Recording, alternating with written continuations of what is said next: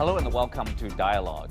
The Russia-Ukraine crisis is not only considered by many as a major event reshaping global order, but also the biggest risk to world stability. Different countries respond differently based on their interests and probably will be affected in different ways. How can we approach the ongoing crisis in an objective and a comprehensive manner when media coverage may be based on a particular point of view or set of values? How can people obtain fair, accurate, and impartial information? To discuss these issues and more, I'm joined by Dr. Laurie Mulvey, Director of the World in Conversation Center at Penn State University, Dr. Sam Richards, Teaching Professor of Sociology, also from Penn State University, Professor Madhav Nalapat, Vice Chairman of Manipur Advanced Research Group, and Professor Hong Jin, Director of the Institute of the U.S. and Pacific Studies at Shanghai International Studies University. That's our topic. I'm Xu Qinduo.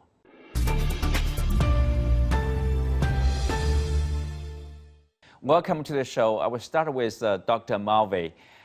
With the World in Conversation Center, you and Dr. Richards, co-founded. You're the director, so you try to help students understand, the nuances and the multiplicity of perspectives on certain event. Why the stress of the variety of perspectives? How does this practice facilitate, let's say, dialogue and conversation, and probably will reduce some of the conflicts?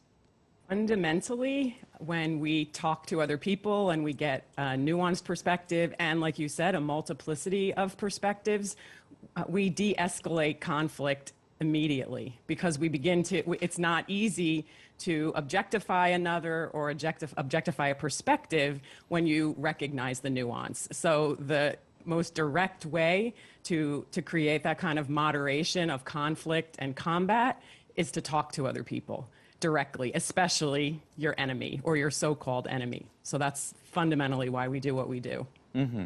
I have a question for both Dr. Richards and Mulvey. You two are called the parents of radical empathy. Tell us, what is radical empathy, how important it is? Probably, because we are talking about this geopolitical situation, this crisis, not only in sociology, but also maybe international relations. I think empathy is one of those words that thankfully we are talking about a lot these days in culture and even mass media, but I fear that it always kind of goes to what I call the fast food version, where you quickly think you understand the other side and it's almost a rhetorical device. Yes, I understand what you're thinking, or I understand your experience, but. And I think, and radical empathy is similar to when you have an experience that you've never had before. Maybe you've never been ill and you suddenly have a chronic condition. You understand something that you never understood before about other people like you now.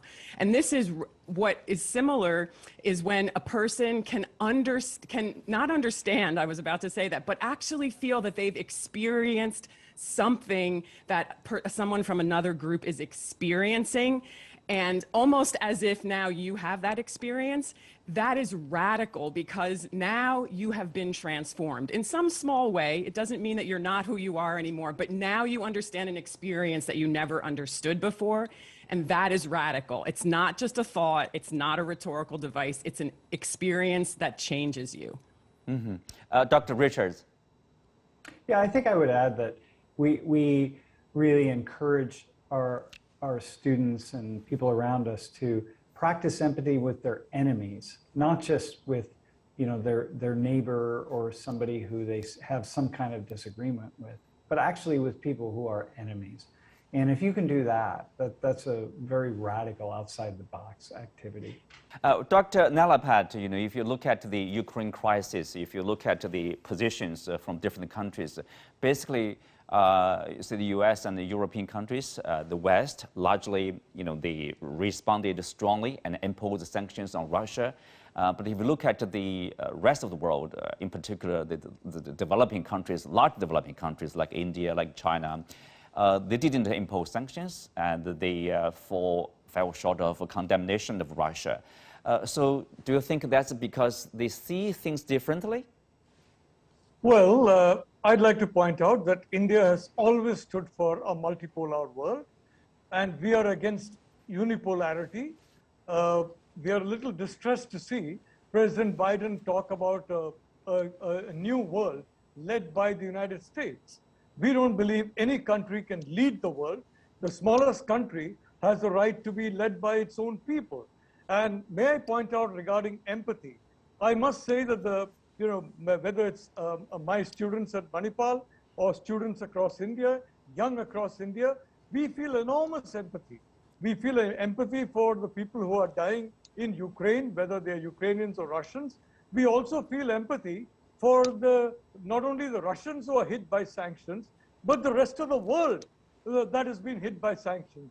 We are suffering in India from high petrol prices, from high commodity prices. People in Africa are going to starve because of sanctions. People in other parts of the world, Brazil, for example, is going to have a problem with its food crop because they cannot import fertilizer from Russia. The entire supply chain has been disrupted, not only by the conflict, but by these sanctions. And I would like to say, we in India, we now empathize the entire world. And we are sorry to say, I mean, the Americans are good friends of ours. And frankly, they know that we don't like to be, in a sense, bullied. So they're not really bullying us. But every time they keep mentioning about Ukraine, we change the subject for a simple reason. The whole world is suffering because of the way NATO has responded in Ukraine. Those sanctions, those horrible sanctions, the logistics chains going away, all this, all these steps that we are seeing, the Russians on one side and NATO on the other, the whole world is paying the price for this, including the 1.4 billion people in India. Well, Professor Huang Jing, Professor Nalama mentioned several interesting points here. On one hand, you speak of empathy. Probably NATO countries should, have a better understanding. Let's say, Russia's concern of national security, or they see the threat from the continuing NATO eastward expansion, and also when the West imposed sanctions on Russia, I wonder whether they took into consideration what kind of consequences that will have probably on developing world when they conduct trade with Russia, for example, because Russia was cut off from this SWIFT system, so they cannot conduct trade with Russia as in the past using US dollars, using euro, or UK pound sterling and more. That will create a lot of difficulties for them, right? Yeah, but I think those people in Washington or Brussels, when they say that Putin initiate this invasion against Ukraine, they just want to punish him as badly as they can. But I do not believe it's their priority to think about the other people in the developing countries, because we are integrated into the same world thanks to the globalization. We are all in the same supply chain. You cannot assume that if I live well, the other people, I don't care. And as I agree with my Indian friends, that the sanctions actually indiscriminatingly, punish the entire world, especially those people very much depending on the whole supply chain. And I think if American people, European people, they suffer too. Look at the oil price, the gas price, and so on and so forth. But the dilemma, I think, here is that how you can punish the so-called bad guy or your enemy, number one, without let others also suffer. Number one. Number two, do you really understand your enemy? I mean, here means Russian or Putin himself. I think you just demonize him does not solve the issue, solve the problem. You have to understand where he comes from. And in other words, I think this horrible war also makes so many people are dying every day.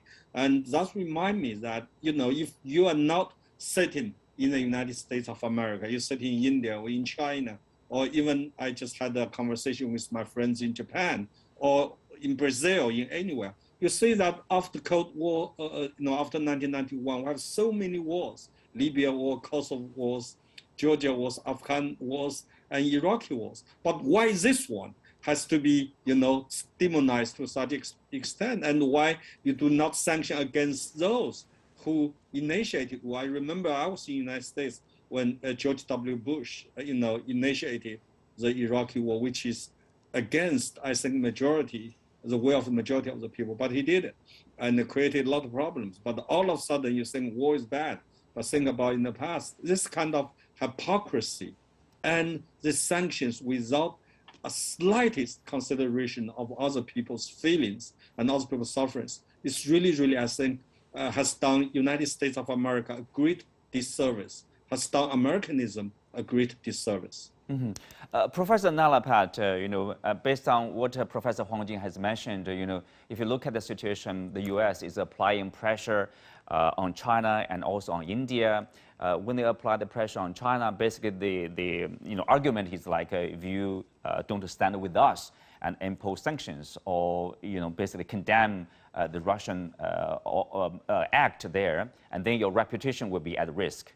And they also are applying similar pressure on India not to buy oil from Russia anymore.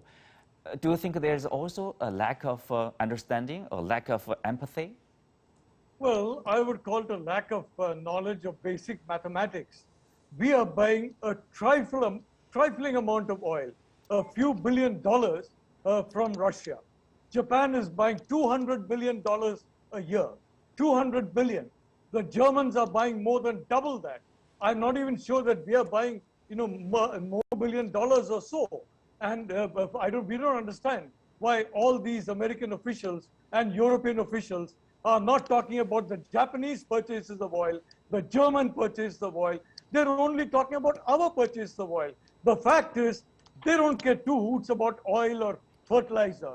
What they want is to separate India from Russia, a country that India has been close to for 70 years. And we're sorry, we're not going to abandon Russia the way the US and NATO abandoned Afghanistan, the way they abandoned Syria to its fate. It's a horrible mess. And I've been in Syria during the time when this mess was starting to take place. I've been in Afghanistan. I've been in Iraq. And I've not been to Libya. But all these countries are a mess. So as I said again, the Americans are our friends. We don't believe they are going to sanction us because they need us very much in the Indo-Pacific. They are aware of that. We are aware of that. But the reality is Russia is the preeminent nuclear power in the world. And you are having a complete accelerated, forget about, motor car speed. It's rocket speed. You're having sanctions at rocket speed on a country that can blow the world up 168 times over with 1/3 of its munitions. We don't understand what is happening to our American friends. And we are standing by what we have said. We are not vacillating. We are standing firm. I'm sorry to say, people like Boris Johnson are basically tweeting lies about India, that India is wobbling. Victoria Nuland is saying India is reevaluating its position. I don't know whether that is because they can't understand Indian accent speaking English, or whether they're just telling an absolute nonsense. We are standing firm because we believe this is the principal stand. We believe the world should end this madness. There should be a de-escalation and there should be a settlement acceptable to the Russian side as well. I'm so thankful for what you're saying, Professor Nalapat, because you're expressing so much feeling. And this is the thing that people can do together when they have dialogue, and we can learn something and be moved by different things. That's not the point exactly that I want to make, but I want to emphasize it in this space. I think the thing that I want to push us toward a little bit is the distinction that I think is really important when we talk about dialogue and our differences. The difference between the public discourse, what leaders are doing and saying, and what's possible on the ground with people. I think that's a fundamental distinction, and it's why I do the work I do, because I would love to be, I'm shaking my head as you're speaking because I'm saying, I agree with so much of what you're saying, and so do so many other humans on the planet that aren't, not just separated by the boundaries of our nations. Mm-hmm. And so we have to make this distinction between what people say for all kinds of reasons that are not about that. A country cannot empathize. A leader of a country is not even allowed to empathize. You have to represent.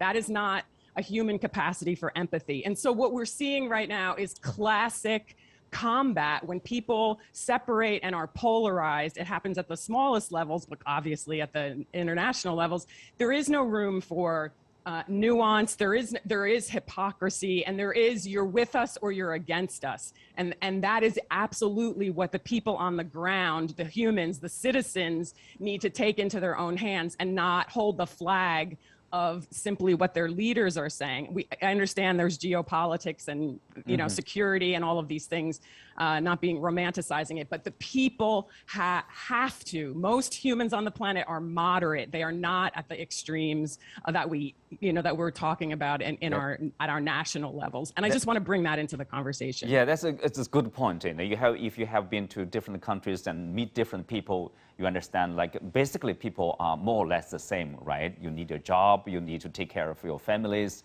and you have friendship, you have love, you have your, these feelings and work are exactly the same, basically, in every country. That's why we're talking about empathy, probably.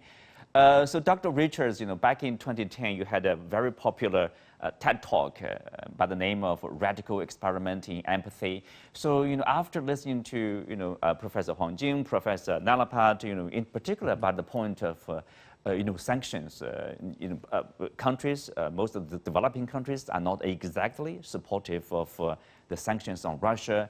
But at the same time, if you express the opposition, you face a risk, reputational risk of you are helping Russians.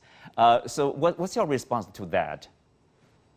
Well, that talk was, what I did in that talk, just for your viewers to get a sense, I put Americans into the shoes of average, ordinary Iraqi Muslims, and to see how they would see the war, how they would see, first off, the first war, and then years of sanction, and then the second war. And I said, so walk through this and see how you would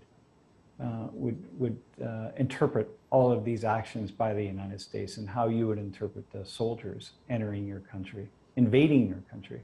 And when we get to the end of the talk, the vast majority of people say, like, yeah, I would really be on the side of the insurgents. Like, I would support them. And so, in some ways, following what everyone has said, it's really a matter of getting people to see something that they're not going to see if they only follow the dialogue and the narrative of their news media and of their leaders.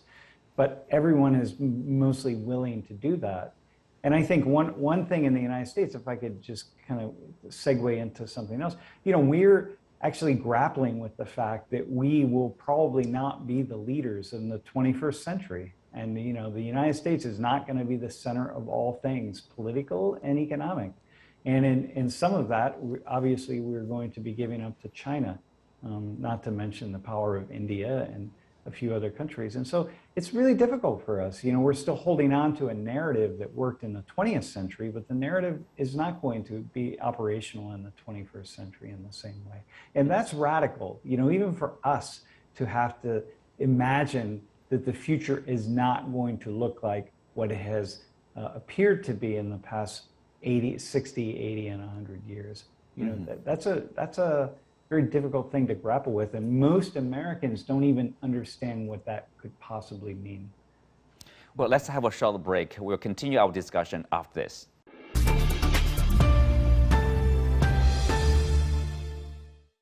Welcome back. Well, Huang Jing, if you look at this, speak of the lack of empathy, we talked about probably the Western sides, their lack of empathy to understand developing countries. But at the same time, do you think there's a lack of empathy from, say, China or India or other countries in understanding the urgency, the seriousness, the Europeans in particular, they feel about the war? I think that the ordinary people, of course, every one of us, we hate wars. And like I said, war is bad, it's a crime, and it's a disaster. But for us scholars, we have to learn where the war comes from. So what created or what causes war? So, I think one thing we learned from America, from United States of America, so-called Americanism, a very important tenet in Americanism is tolerance. Tolerance does not mean that we agree to disagree. I think that's too shallow. Tolerance means I know we disagree with each other, but I try to see why you disagree with me, where you come from. Just like, we look at this, you look at from this direction, I look from this direction, and someone look from this direction. We all have this own truth, but we look at truth from these different perspectives.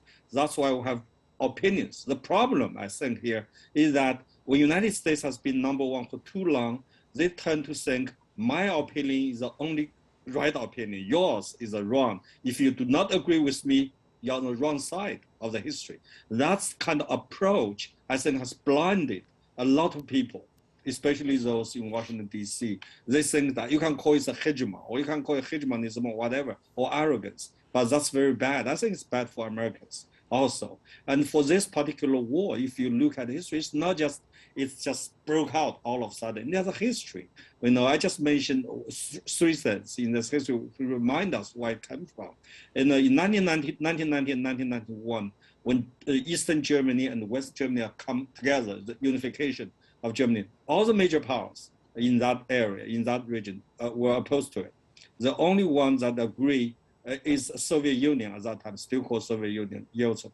And that's why Prime Minister Kohl went to Washington, D.C., talked to George W. Bush, said, we have to unite it, let us unite it. And Baker, at that time, Secretary of State, told him that only one condition, we would not oppose you to become reunified. That is, a reunified Germany would have to stay in NATO perpetually, forever. At that moment, Prime Minister Kohl understands that NATO will not disappear, just like Warsaw, because NATO is a military alliance. At that time, it assumed when Cold War is over, when Warsaw Pact disintegrated, the NATO will do the same. Will not, the first. And second, let's remind you that Russia really tried to integrate itself into Europe.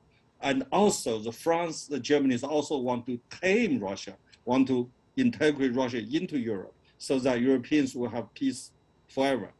And as a matter of fact, Russia applied to join NATO 4 times, although they protested against first and second round of NATO expansion eastwards. But in 2002, when George W. Bush had a meeting with Putin in Slovenia, after that meeting, what did Putin say? Putin said, NATO is not a hostile organization against Russia. That's why we're going to apply again to join NATO, 4th time, declined. And that's the second. The turning point, of course, in 2008. We all remember what happened in 2008. In April and May, 2 things happened. Number one, NATO gave up and let United States of America deploy the anti-missile system into Poland. That was just a next threat towards Russia. And second, Ukraine officially applied to join the NATO. That's a turning point. I talked to Mr. Putin himself when I was at the Vardar conference. I also talked with a former Secretary of NATO, Mr. Solana. They all agree, said that's a turning point.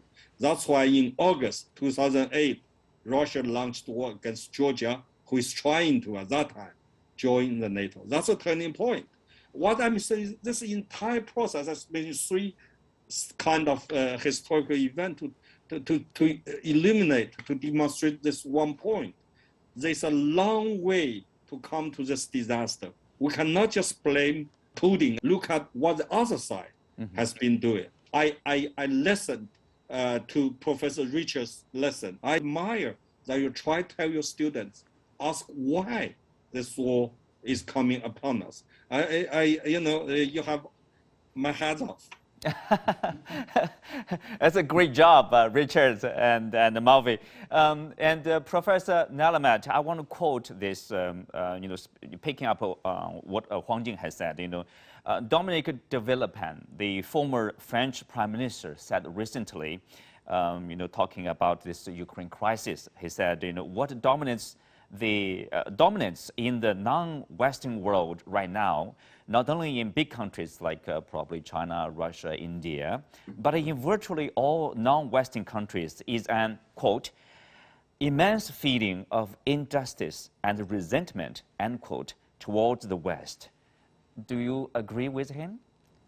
Well, frankly, the answer is no, for the simple reason that, we believe that in many elements of their culture is related to us, many elements of our culture is related to them. But I would like to point out, in Ukraine, for example, India is sending food and pharmaceuticals. The United States under Joe Biden, I'm really shocked that this happens under Joe Biden, is sending deadly arms, munitions, aircraft, bombs, etc., etc. What kind of madness is this? What are you doing to Russia? You want to kill the Russian people? You're not going to kill President Putin. You're not going to harm President Putin. You're harming the people. President Putin enabled us to get all our Indian students out of Ukraine. All of them, thanks to President Putin. But for heaven's sake, this is, we can't understand this. You send bombs and weapons, and then you say, oh, we are doing this in the name of humanity, humanitarian causes. And I'm sorry, I'm a village boy from India. I can't understand this. Yeah, we do, I guess, should increase the empathy of each other, the ability to understand each other. Professor Mulvey? I think it's really important to understand the process of dialogue. And what I have observed and what I think we need to see in the world is an understanding of dialogue not as a goal, but as a tool.